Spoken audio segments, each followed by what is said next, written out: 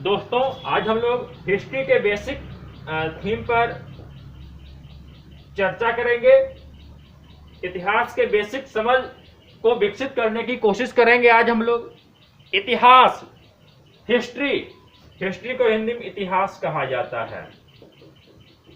हम अपने अतीत का अध्ययन इतिहास के माध्यम से करते हैं।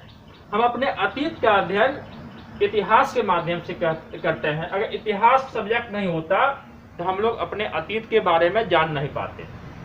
हर चीज का हिस्ट्री होता है, हिंदी का हिस्ट्री होता है, साइंस का हिस्ट्री होता है, तमाम चीजों का हिस्ट्री होता है।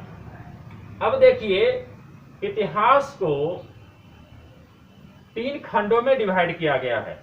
इतिहास को 3 खंडों में डिवाइड किया गया है। प्रागैतिहासिक काल, प्रागैतिहासिक काल,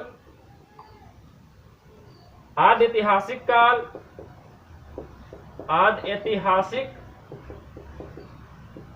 काल और ऐतिहासिक काल।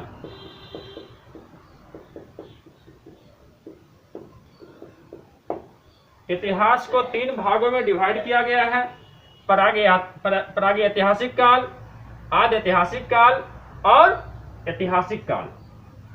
तो पढ़ने के सुविधा के दृष्टिकोण से 3 भागों में डिवाइड किया गया है।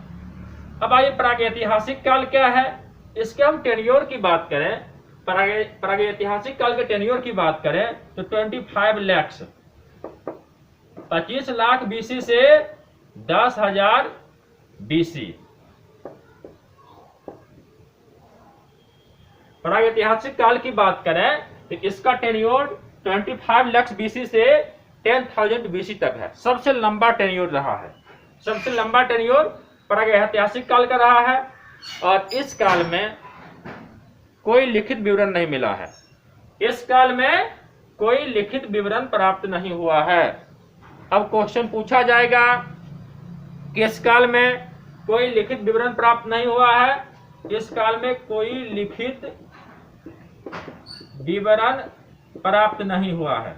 लिखित विवरण नहीं प्राप्त हुआ है।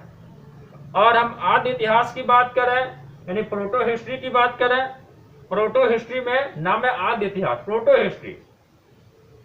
इस काल में लिखित विवरण मिला है, लिखित विवरण मिला है, लेकिन पढ़ा नहीं जा सका, पढ़ा नहीं जा सका है।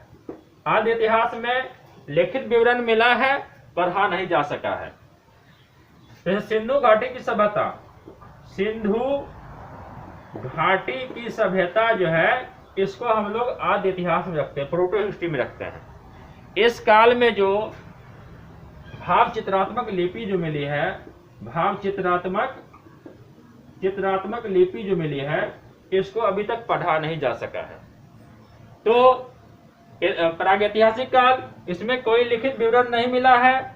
आद्य इतिहास, इसमें लिखित विवरण मिला है लेकिन पढ़ा नहीं जा सका है। जैसे सिंधु घाटी की सभ्यता, उसकी लिपि भाव चित्रात्मक हुआ करती थी।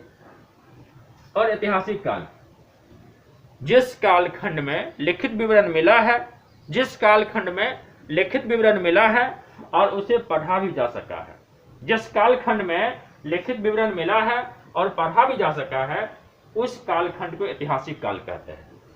हम लोग जो इतिहास पढ़ते हैं मुख्य रूप से ऐतिहासिक काल से पढ़ते हैं। यहाँ से हम लोगों की हिस्ट्री की शुरुआत होती है। यहाँ से हम लोगों की, जैसे कि इंडियन हिस्ट्री पढ़ेंगे तो यहाँ से ऐतिहासिक काल से शुरुआत होता है। अब ऐतिहासिक काल को भी 3 भागों में डिवाइड कर दिया गया है पढ़ने के सुविधा के दृष्टिकोण से। एंशिएंट हिस्ट्री, मेडाइवल हिस्ट्री और मॉडर्न हिस्ट्री। तो एंशिएंट मतलब प्राचीन काल, मेडाइवल मीन्स मध्यकालीन और मॉडर्न मीन्स आधुनिक।